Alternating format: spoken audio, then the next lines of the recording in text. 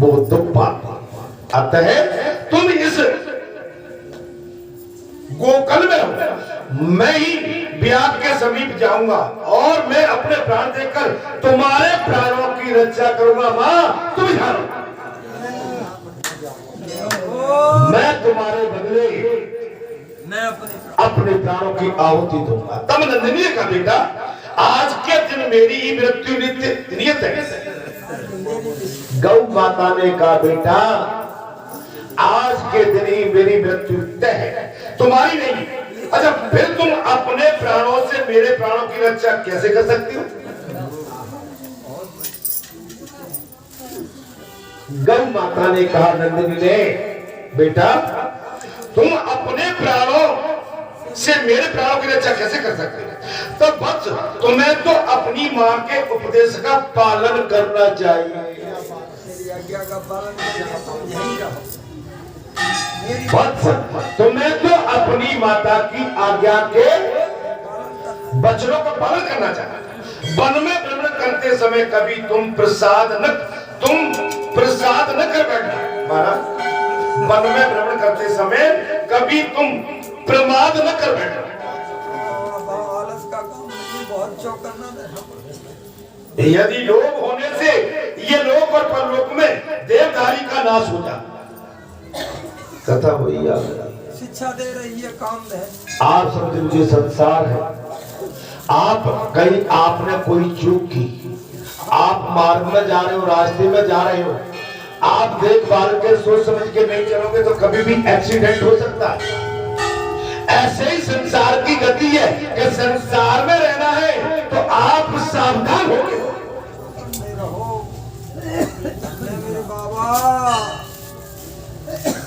सावधान रहिए।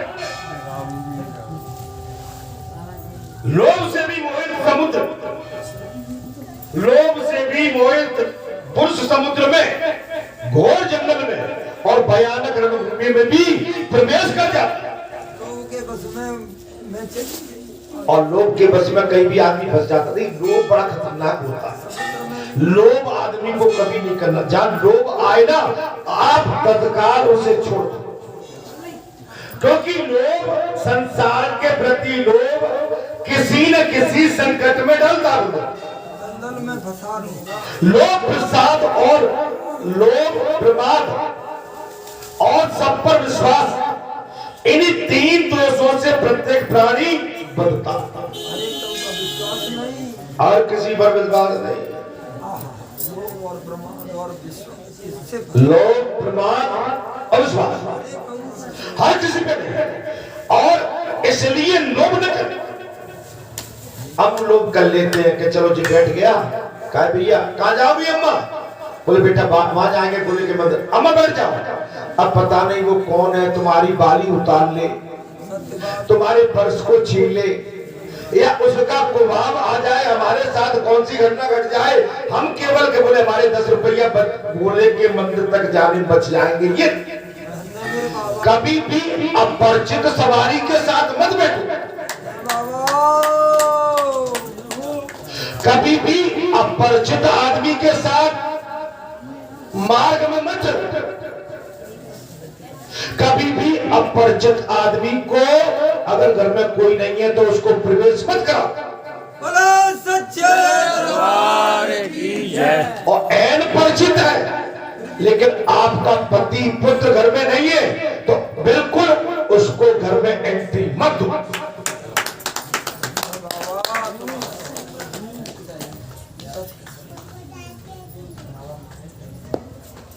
आप समझ लो, इनसे बचना चाहिए। अच्छा, लोभ तो सबसे बड़ा खतरनाक होता है। काम क्रोध मद लोभ सब नाथ नरक के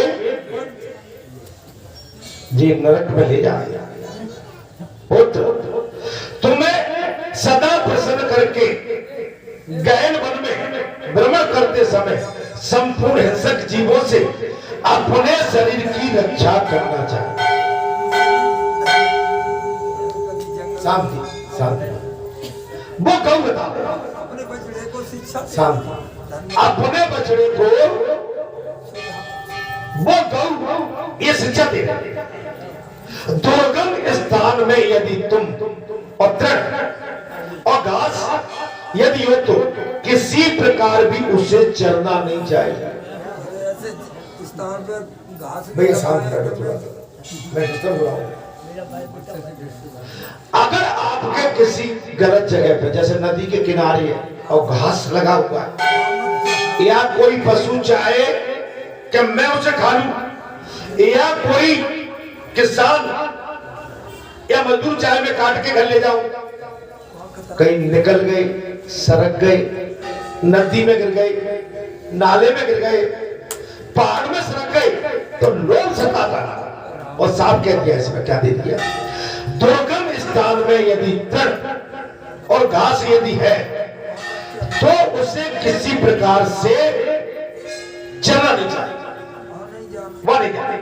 अच्छा, गऊ अपने बछड़े को समझाए थे, अपना युद्ध छोड़कर कभी अकेले नहीं जाना चाहिए, अपने ही झुंड में रहना, दूसरा अकेले नहीं। अपने झुंड में रहो, वो मैंने पहले ही कह दिया, कभी किसी के साथ नहीं। अगर कोई जानने वाला भी है, पहचानने वाला भी है, तो उसके चक्कर में मत पड़ जाना मेरे भाई, सोच समझ के चलना। बेस्ते तौर से मैं माताओं से कह रहा हूं, ओ मेरे बाबा, इस प्रकार अपने बछड़े से कहकर और वो बार बार चाट कर नंदिनी ने अपनी सखियों के पास वन में जाकर कहा, बहनों मेरी बात सुनो,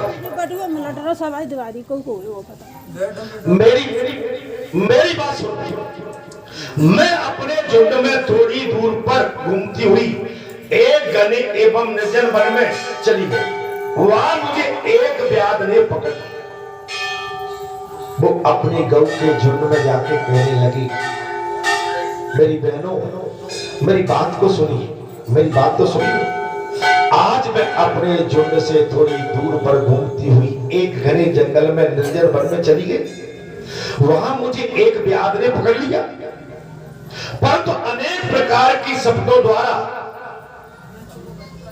महाराज शब्दों द्वारा उसे विश्वास दिलाकर मैं तुम लोगों से मिलने और बच्चे को देखने के लिए आई हूं। इस प्रकार समय बच्चे को देखकर बातचीत की है और इसे कर्तव्य का उपदेश भी मैंने दे दिया। बेटा ऐसे कर्तव्य से रहना, आपको रहना कैसा, गऊ कह रही है अपने बछड़े को, गऊ अपने बछड़े को कह रही है कैसे रहना चाहिए, ज्यादा विश्वास नहीं करना चाहिए, लोभ ज्यादा नहीं करना चाहिए, झुंड में रहना चाहिए, अपनों का ख्याल करना चाहिए और ज्यादा इधर उधर की बात पर विश्वास नहीं करना चाहिए। अब इसे तुम्हारे अधीन में सौंप दी। वो नंदनी गाय बोली, बोले मैं अब तुम्हारे अधीन सौंप इसको जा रही हूं, इसको अपना ही बच्चा समझ। ये जानकर या अनजाने में मैंने तुम लोगों को जो कुछ भी जो तुम्हारा अपराध किया है वो सब कृपया पूर्वक मुझे क्षमा। मैं आपके झुंड में रही, आपके साथ मेरा लंबा जीवन व्यतीत किया, गऊ कह रही है मुझसे कभी गलती हुई हो तो मेरे अपराध को आप क्षमा कर देना। हे बहनों, मेरा ये दूध पीता बच्चा आज से अनाथ हो रहा है, मेरा यह दूध पीता हुआ बच्चा आज से अनाथ हो रहा है। इस दीन दुखी दुर्लभ और मात्र शोक से संतप्त बालक का तुम सब लोग मिलकर पालन करना। एक गौ उपदेश दे रही है अपनी अन्य गौ माताओं, यदि ये विश्व में स्थान पर घूमता हो तो दूसरे किसी झुंड में जाता हो या ना अन्य योग हो, संलग्न होता हो तो तुम सदा इसे रोकती रहना। तुम्हारे झुंड से दूसरे झुंड में जा, एक गऊ एक पशु अपने गऊ के झुंड के सामने अपनी बात रख रहा है। क्या हम संसारी मानव, संसारी इंसान अपने परिजनों के विषय में, अपने बेटे बहू के विषय में, अपने सगे संबंधियों के विषय में अगर इसकी धारणा करके कहते हैं तो हमें बात सुनना चाहिए कि नहीं सुनना चाहिए? सुनना चाहिए। आप तो ऐसे ही समझा है, इस झुंड को भी समझा है, झुंड को समझा दिया, महाराज अब मैं जा ब्याज मेरी प्रतीक्षा में खड़ा है, मैं वहां जाऊंगी। तब दूसरी गऊ बोली, ये मेरे बाबा कोई बात नहीं, वो जरूर लेंगे। बैठ जाओ। दूसरी गऊ बोली, नंदिनी तुम किसी प्रकार भी वहां न जाओ। दूसरी गऊ क्या बोल पड़ी, मत जाओ, कोई जान नहीं। जल्दी करो भाई फटाफट। चलो बेटे जल्दी करो। दूसरी गऊ बोल पड़ी, महाराज नंदिनी तुम किसी प्रकार भी वहां मत जाओ। हसीने या स्त्रियों के बीच में विवाह काल में प्राण संकट के समय तथा सर्वस्व का अपन होते समय इन 5 समय में कही हुई असत्य बातें पाप नहीं मानी है, इसलिए तुम्हें वह नहीं जाना चाहिए। प्राण संकट में हूँ, ब्याह के इसलिए मेरी कथा को ध्यान से सुनो। अन्ना मेरे बाबा नंदिनी बोली, तुम किसी प्रकार वहाँ नहीं जाओ। हे सखी मत जाओ। हसीने या स्त्रियों के बीच में विवाह काल में प्राण संकट के समय तथा सर्वस्व का कहाँ सो रहा है? अपन होने के समय इन 5 समय में कई हुई बात असत्य बातें पाप नहीं मानी गई, इसलिए तुम वहां नहीं जा। नंदिनी ने कहा, सखियो दूसरे के प्राण बचाने के लिए वैसा असत्य ठीक हो सकता है। दूसरे के लिए तो मैं झूठ बोल सकती हूँ, अपने लिए धरना कितनी बड़ी सी।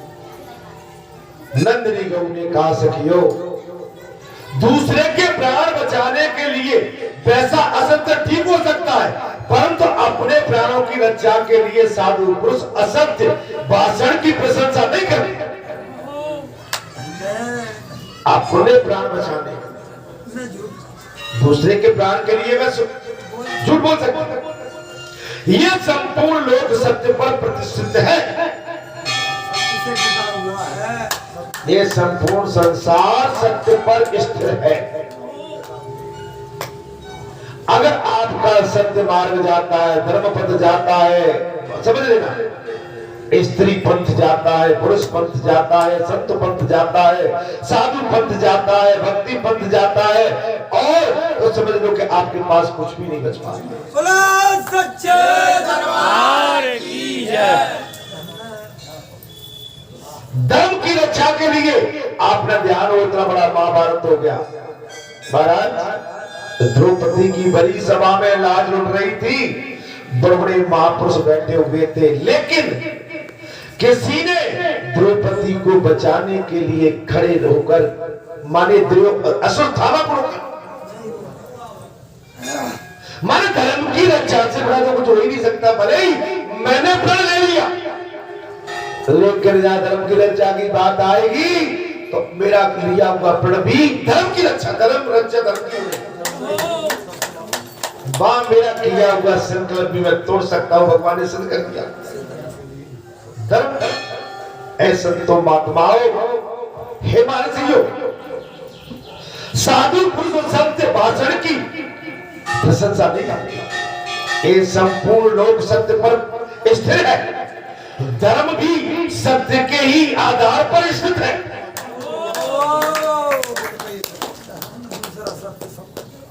आपका सत्य चला गया।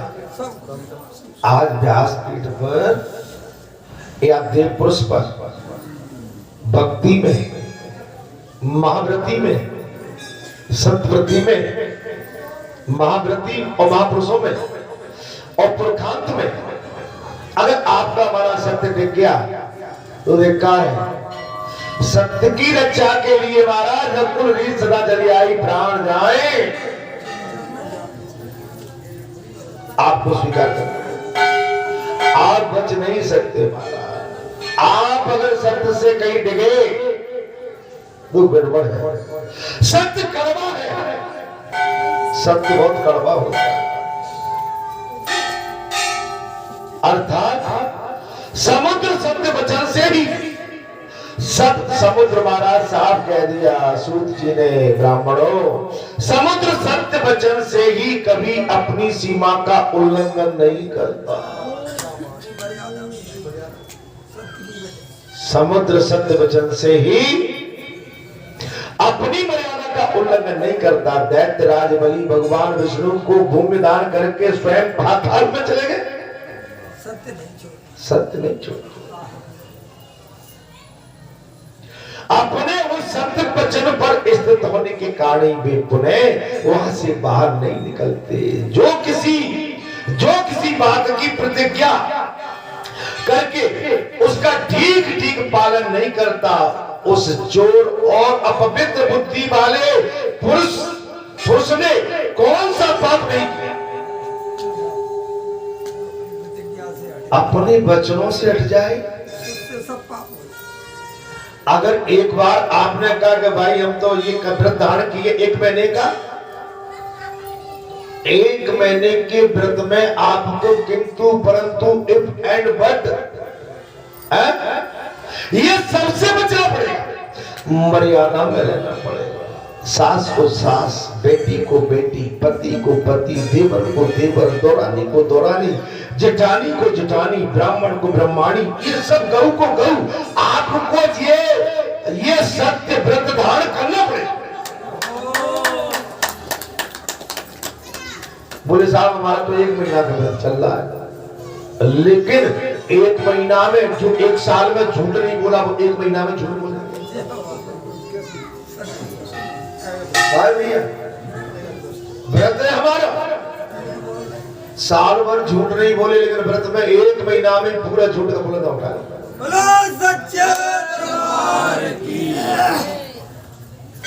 बोले हम आज वो नहीं खाएंगे क्या, रोटी पानी सब्जी। अरे भैया चीला पूरी पलाई तमाम मार रहे।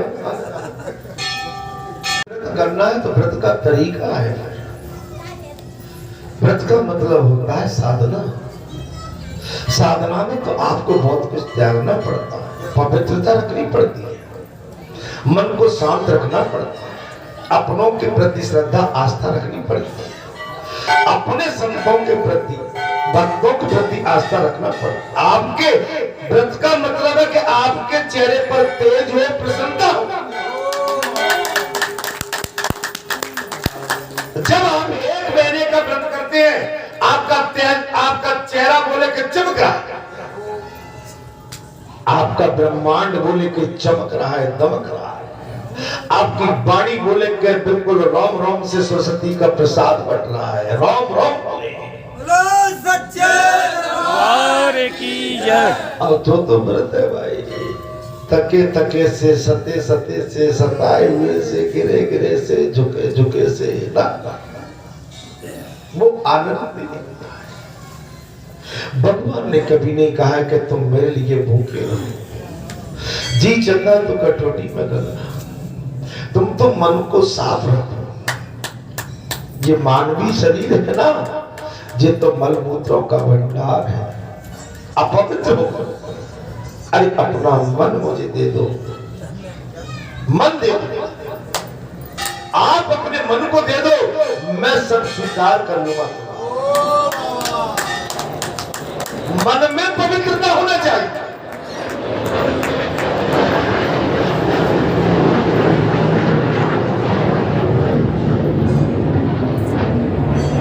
जो किसी बात की प्रतिज्ञा करके उसका ठीक ठाक से पालन नहीं करता, मैं नहीं कह रहा हूं, कथा कह रहे, उससे बड़ा पाप। हमने प्रतिज्ञा तो कर ली, लेकिन उस पर खरे नहीं उतरे। उस चोर और अपवित्र बुद्धि वाले पुरुष को कौन सा पाप नहीं किया जा सकता, वो क्या नहीं कर सकता। जो अपने के कहे हुए वचन से ही हिल गया तो समझ लो कि वो कौन सा ऐसा पाप है जो नहीं कर पाएगा।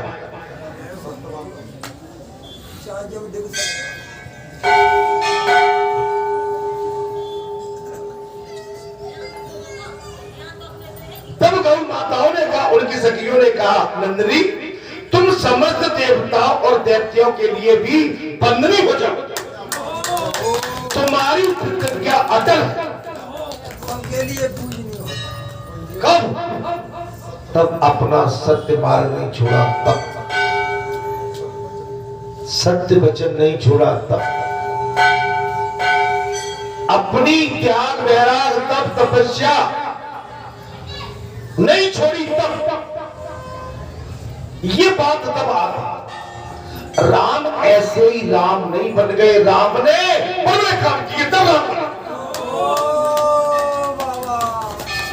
राम ऐसे ही राम नहीं बन गए, राम ने बड़े बड़े काम किए तब राम वैराग्य है, राम तप है, राम तपस्या है,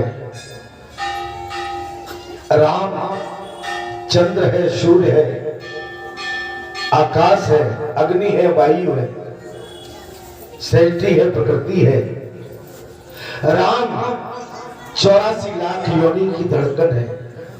राम को एक योनि नहीं पूछती, राम को 84 लाख योनि पूछती है। राम को केवल एक परिवार एक घर नहीं पूछता, राम को अखंड भारत पूछता है, राम को अखंड विश्व पूछता है। राम ऐसे ही राम नहीं बन गए, राम अलग है, अखंड है। महाराज अनंत है, राम ऐसे थोड़ी राम बन गए। राम के चरणों में ये पूरी सृष्टि इसलिए झुकती है कि राम ने कुछ किया था इसलिए झुकती है।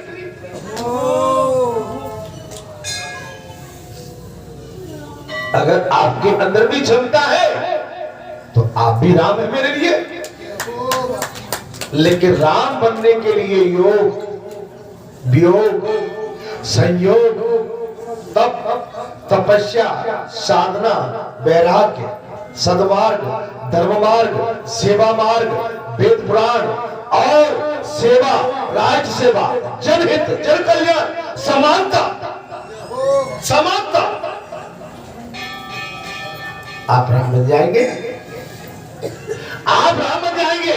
जब पेकन तुम देखन हारे, विदेर समन चामन हारे, अरे सोई जानता है देव जनाई, जानत तुम्हें तुम्हारी हो जाई, अरे तुम्हारी कृपा तुम्हारी रघुनंदन, जानत भगत भगत।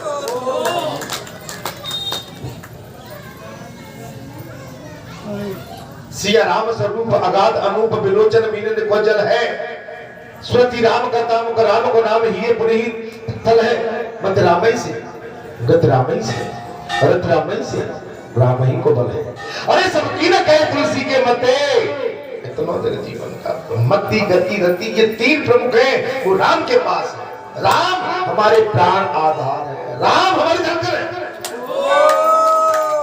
राम सृष्टि है, राम प्रकृति है, राम उत्पत्ति है, राम उत्पत्ति है, राम दया है, राम क्षमा है, राम करुणा है। क्या बात, मेरे राम के लिए हम क्या गाथा गाएं, जिन राम ने अपनी सौतेली माता के बचनों के लिए 14 वर्ष का वनवास स्वीकार कर लिया। आज हम अपनी निजी माता के लिए एक दिन का वनवास स्वीकार नहीं कर सकते।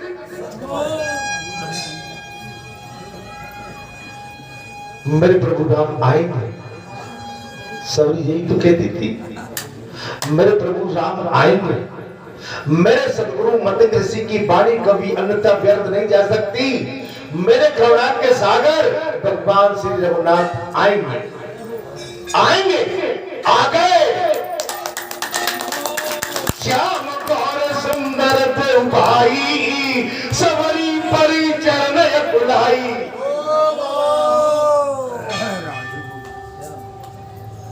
आगे प्रभु कई शत्रु कर माने मैं तुम्हारी पूजा कैसे करूं प्रभु, मैं तो अधम अधम अधम से नारी, और उसके बाद मेरी बुद्धि भी कमजोर है, मैं गंवार हूं। और साफ कह दिया भगवान रघुनाथ ने, कहे रघुपत सुन बामनी बाता, मानो एक भगत करनाता। अरे जात पात कुल धर्म बढ़ाई, तन बल पर जन गुण चतुराई। भामनी माता, बाता नहीं, माता मैंने माता लगा दिया। बोलो सच्चे दरबार की। हमने चौपाई को पलट दिया। कहे रघुपति सुन भामिनी माता बाता हमने हटा दी। हमने तो कहा भगवान तो माँ कहते हैं सब। माता मेरे आंगन में और मेरा जो दारा है उसमें जाति पाति का कोई मूल भाव नहीं। अर्को बजे सो अर्को हो, जात पात पूछे नहीं। मैं तो सबका सनातनी हूं। जिस संतान पुरुष रहती इस विश्व की, इस संसार की जितनी भी संतान है वो मेरी है।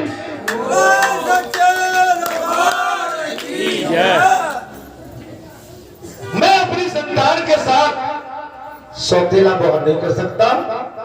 अच्छा, धर्मराज जी ने पूछ लिया प्रभु जी संसार किसने रचा? भगवान से। महाभारत के बाद बोले हमने। प्रभु जी आपके संसार में, बढ़िया सुंदर संसार में, इसमें गरीबी, अमीरी, लाचारी, बेबसी, निरोगी, कुरोगी, ये रूप रूप ये सब ये क्या है? कोई नीच कोई ऊंच, जित क्या चक्कर? जब आपने संसार रचा है तो आपके संसार की भव्यता दिव्यता को देख के मुझे अच्छा लग रहा है, लेकिन इसके अंदर जो ऊपर उठा पटक चली ये क्या चक्कर? धर्मराज जी वासुदेव बोले धर्मराज मैंने तो संसार की गणना निष्कपट, निश्चल, निस्भाव और निष्पाप से की है, लेकिन करूं क्या? मैं सनातनी हूं। मेरे सनातनियों को जब मुझसे जन्म मिला और मेरे सनातनी इस कर्म भूमि में आकर जैसे जैसे अपने कर्म करते रहे उनको उसी प्रकार से उनका जीवन पुनः उदय होकर उसी योनि में उनको जन्म मिला। इसमें मेरा दोष नहीं है, इसमें मेरा दोष है। मैंने तो सबको स्वच्छ भेजा, साफ भेजा, इसमें मेरा दोष है। साफ कह दिया नंदनी तुम समस्त देवता और दैत्यों के लिए भी बंदरी हो जाए। साथ कथा में आनंद आ रहा होगा। अच्छा मैं क्या थोड़ा भटक जाता हूं, कहीं से कहीं पहुंच जाता हूं। सत्य की रक्षा के लिए दुष्ट प्राणों का त्याग कर रही है। सत्य की रक्षा के लिए प्राण की आहुति। मैं कई बार कहता हूं महाराज, अगर सत्य की बात आ जाए तो सत्य से पीछे मत हटना, और सत्य के लिए मृत्यु भी आ जाए तो जो समझना कि आपका हमारा कल्याण तय है।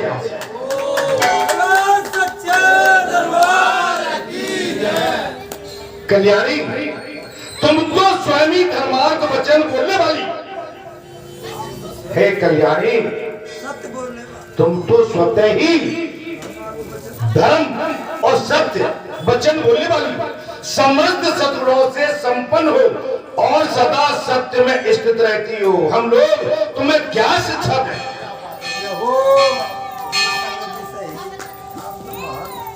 संग की सहेली हम तुम्हें क्या शिक्षा दें? आप तो वैसे ही महान है, हम तुम्हें सत्य की क्या शिक्षा दें? हे माँ भागे जाओ, बच्चे के लिए शोक मत करो। हे माँ भागे तुम जाइए, बच्चे के लिए शोक।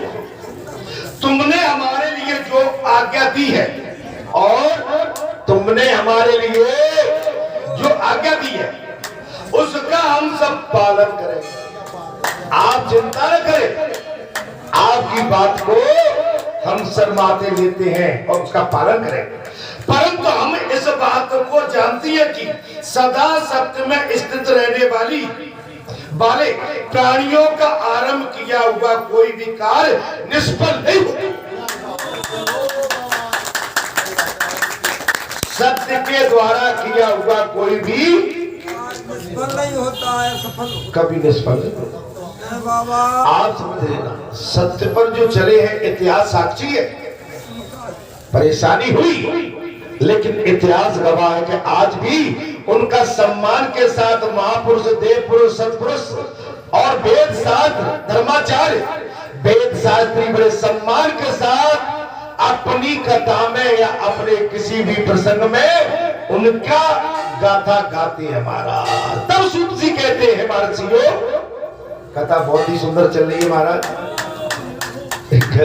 गौ ने तो सबके भेद खोल दिए। तब सूत जी कहते हैं महर्षियों, नंदिनी अपनी सखियों से इस प्रकार बातचीत करके उस व्याध उस शिकारी के पास चल दी, और जहां वो व्याध खड़ा था, वो शिकारी जहां खड़ा था वहां पहुंचकर नंदिनी बोली, महाशिकारी मां व्याध, मैं अपने सत्य और शपथ स्थित रहकर तुम्हारे पास आ गई। मैं अपने वचनों के प्रति वचनबद्ध हूं और मैं अपने वचनों के अनुसार तुम्हारे पास आ गई।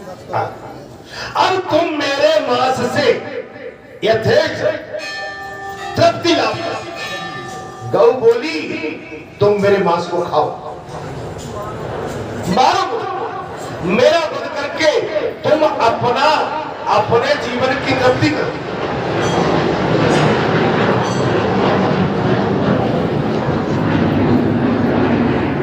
सत्य का आश्रय लेकर प्राणों का वह छोड़कर पुनः अपने पास आई हुई नंदिनी को देखकर वो दुष्ट आत्मा व्याध भी बड़े भारी वैराग्य से व्याप्त हो गया।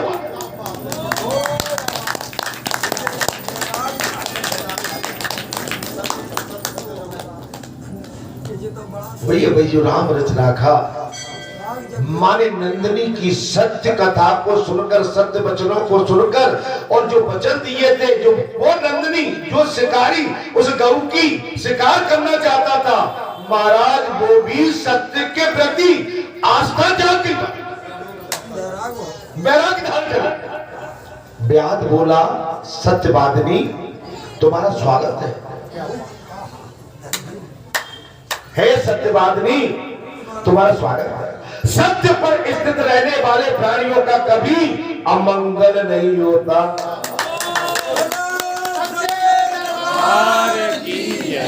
जो सत्य पर चलते हैं ना, उनका कभी अमंगल, उनको परेशानी तो आती।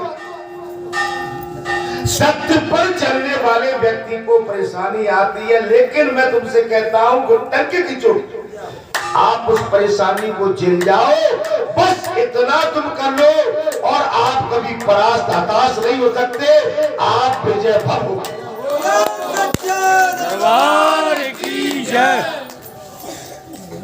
शिकारी बोला, भद्रे तुमने शपथ खाकर कहा था मैं आऊंगी, इससे मेरे मन में ये कौतूहल हो रहा था कि क्या ये सचमुच ऐसा करेगी।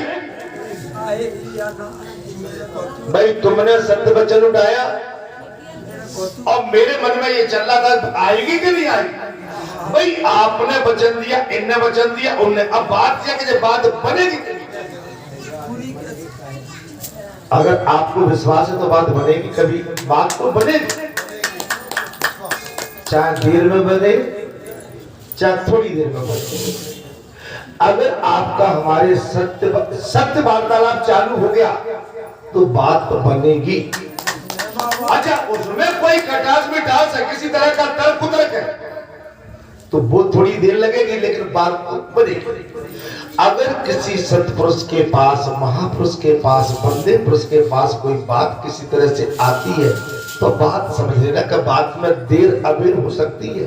अभी कथा में पिछली बार यही चला था, सारे देवता पहुंच गए श्री हरि के पास और राक्षस परेशान कर रहा था, और श्री हरि ने कहा तुम एक बार जाओ, वो जिस समय आएगा तुम्हारा काम मैं पूर्ण कर दूंगा, अभी आप वापस। तो बात तो बननी है महाराज, जहां पर भी बात वही हो रही है महाराज, कि उसके मन में, शिकारी के मन में उथल पुथल चल रही थी, क्या ये सचमुच ऐसा करेगी। परंतु तुमने अपने सत्य की रक्षा की, हे मां भागे, मुझ दुरात्मा पापी को उपदेश देकर अनुग्रहित करो। मुझे अच्छी शिक्षा दे के मुझे भी अनुग्रहित। मैं दुरात्मा हूं, मैं पापी हूं, मैंने एक गौ के बच्चन का जो संकल्प लिया, मैं तो पाप में लिप्त हूं। हे मां भागे, तुम कृपया करके मुझे कोई कल्याणकारी उपदेश करो जिससे ये लोक और परलोक में मेरा कल्याण हो।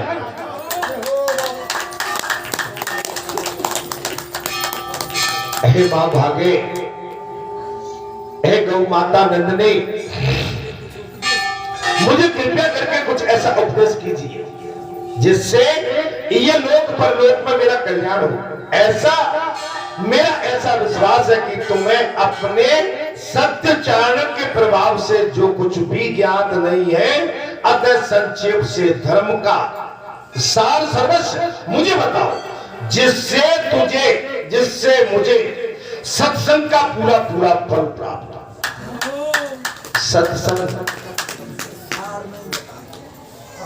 सत्संग से बड़ा है सबसे। 25 साल हो गई। मैंने प्रातः काल की कथा में कहा था कि 25 साल में अगर 2 भगत भी भगवान के चरणों के पास पहुंच गए होंगे तो इससे बढ़िया मेरी पूजा और कुछ नहीं हो सकती। मुझे माला फेरना नहीं आता, वैसे ही बताने के लिए डाल लेता हूं। पूजा जब तक प्रेम अचारा नहीं जानता है दास, अगर राम राम कहते हुए राम की ठान ली किसी ने और राम का जो मंत्र उसके कान के माध्यम से हृदय में आकर स्थिर हो गया और राम राम जपने लगा तो मेरा तो वैसे ही कल्याण हो गया।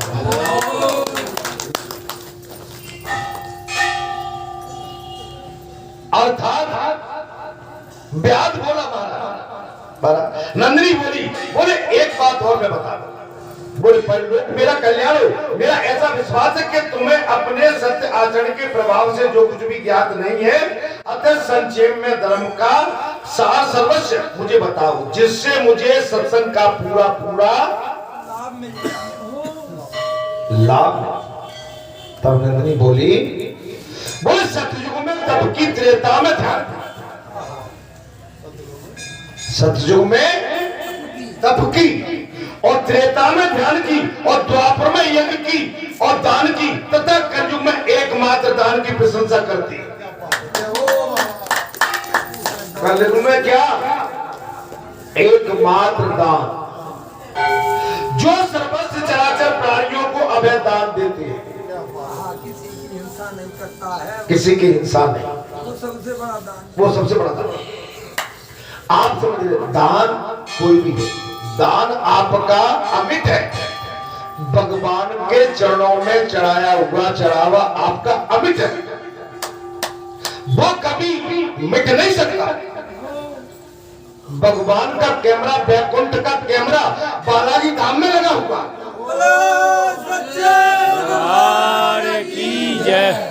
अयोध्या धाम में लगा है, केदारनाथ धाम में लगा है, काशीनाथ धाम में लगा है, महाराज द्वारका धाम में लगा है, अनंत धामों में लगा है। ये अमिट है, ये लिपिबद्ध हो रहा है, ये इसकी पिक्चर शूट हो रही है, ये अमिट है, ये मिट नहीं सकता। आप अमुक टाइम पे, अमुक जीव, अमुक समय पे, अमुक क्षण पर, अमुक जगह बैठकर आपने भगवान श्री नारायण की कथा का श्रवण पान किया था। आप इसलिए इसके पात्र माने जाते हैं और आपका जो है कल्याण है।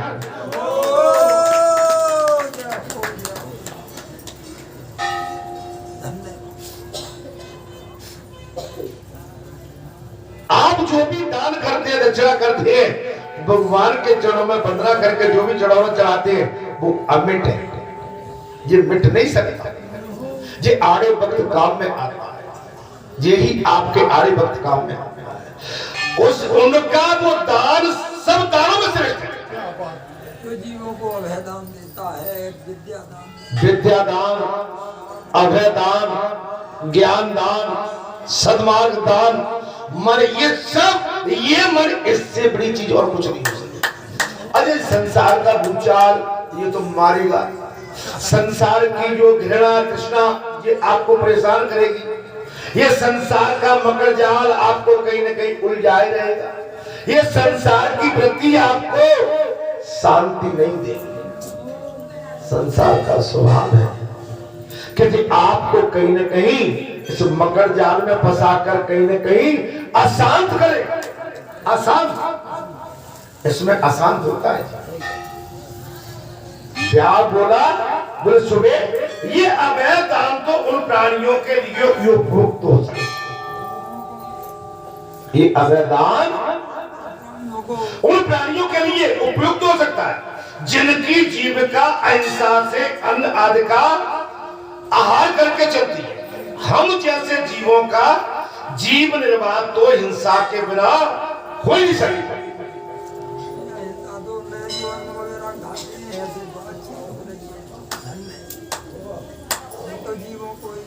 जी तो गौ में और उसमें बात चल रही है ब्याज में हमारा ब्याज अपनी बात चला रहा कि हम संसार में आए हैं तो भाई अगर सब्जी को काटा तो वो भी कुछ गड़बड़ है, दाल का दाना पकाया तो वो भी गड़बड़ है ना, किसी पेड़ की डाली को तोड़ा तो वो भी गड़बड़ है, किसी फूल को कोनी से हटाया वो भी गड़बड़ है।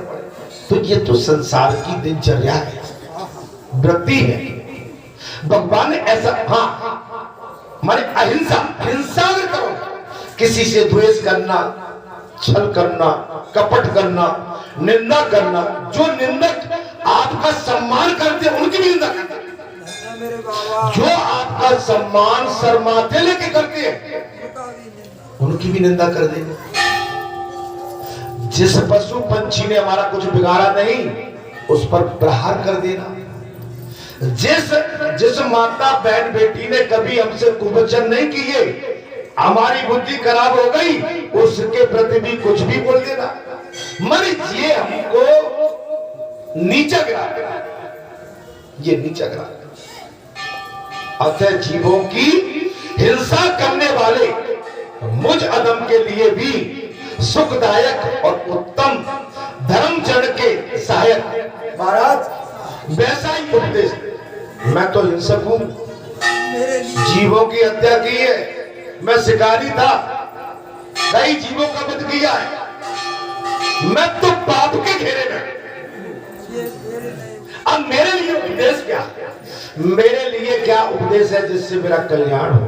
नंदिनी ने कहा ये वन में एक महान शिवलिंग है, हे व्यास, हाट के स्वर के इस महान वन में एक शिवलिंग है जिसे पूर्व काल में बाणासुर ने स्थापित किया। पूर्व काल की बात है जिसे बाणासुर ने स्थापित किया। उसी के प्रभाव से आज तक मैं तुम्हारे संकट से मुक्त हुई, इसलिए मैं बच गई आपसे। मोटे मोटे धन नंदिनी जाके उसी हाट के सुर के वन में और शिवलिंग पर अपने स्तन से दूध चढ़ाती महाराज, और उसी के प्रभाव प्रसाद से मैं तुमसे मुक्त हुई हूं।